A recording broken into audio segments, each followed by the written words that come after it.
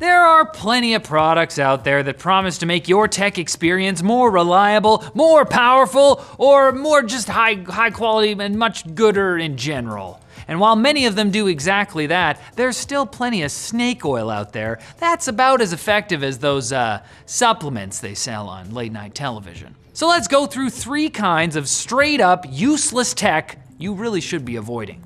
I'm sure number 1 will get a big eye roll from a lot of you before we even get into details. We're talking about fake audiophile gear.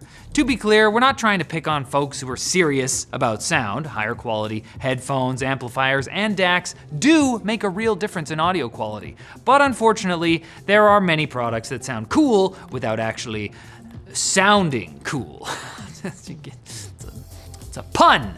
2 particularly egregious examples made the news in late 2021, an audiophile network switch and an audiophile SSD. The switch, manufactured by Synergistic Research, costs $2,600 and claims to improve your audio quality by smoothing out electrical noise. Unfortunately, because switches only handle digital bits, ones and zeros, there's no benefit to spending all that money to reduce interference, as the signal either goes through perfectly or it doesn't at all. In the event of a failed transmission, the switch would just try again and fetch the correct data, which has no impact on audio quality. It's a similar story with the SSD, which you can immediately tell looks quite different from your normal M.2 storage device. It comes with a Realtek controller, possibly to imply improved sound quality, along with a couple of chonky capacitors that look like they belong inside an amplifier, and even an expensive oscillator meant for higher-end scientific equipment. Very fancy. But again, nothing is going to improve the inherent quality of a song stored on discrete bits, or give it a special natural feeling as the developer claims. The only thing this SSD will improve is the manufacturer's bank account whenever it goes on sale. Speaking of SSDs, let's move on and talk about SSD water cooling.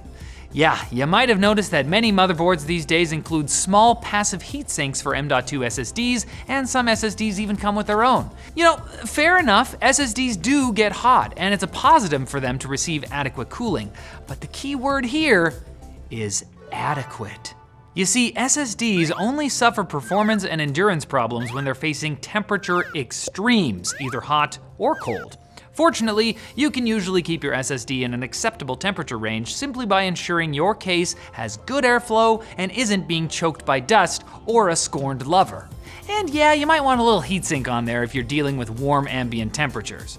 But this hasn't stopped some manufacturers from creating water blocks specifically for SSDs. And while there's nothing wrong with putting one on your drive for some extra glam, it's almost certainly going to do nothing to improve the speed or lifespan of your SSD over a passive cooler or just a fan that's pointing at it. So don't bother spending the money and the hassle to water cool your SSD. There are plenty of other components in your rig that could benefit from water cooling instead. We'll talk about one more piece of useless tech right after this message from our sponsor, FreshBooks. FreshBooks is easy-to-use accounting software that helps you do your business. Impress clients with professional-looking invoices that detail the work you've done. Use automated payment reminders if invoices get past due, and easily track expenses and use their time tracker to log every minute of billable hours so you don't have to think about it later. FreshBooks keeps everyone on the same page with their projects feature, which makes it easy for clients, team members, and contractors to collaborate, share files, and comment. Choose a plan that's right for you and start your free trial of FreshBooks for 30 days today,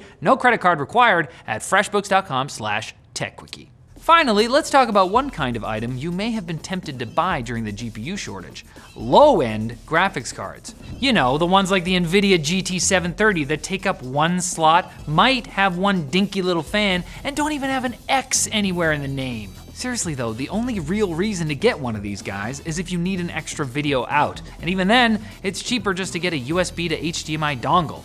But what's really egregious is that you often see these cards marketed as a way to run graphically intensive modern games. Not only is the actual performance you get incredibly weak, but in some ways it's even worse than integrated graphics. And they're typically not much cheaper than buying something a tier higher that can actually give you a respectable gameplay experience. The kicker is that NVIDIA has sometimes rebadged very old low-end GPUs to make them seem newer. The GT 430 and the GT 730 are actually the same chip. Yet you can still buy the GT 730 now, despite the fact the GPU is 11 years old. It should be going into 5th grade. Have you seen a piece of tech that would function better as a paperweight? Let us know down in the comments and you might see it in a follow-up episode.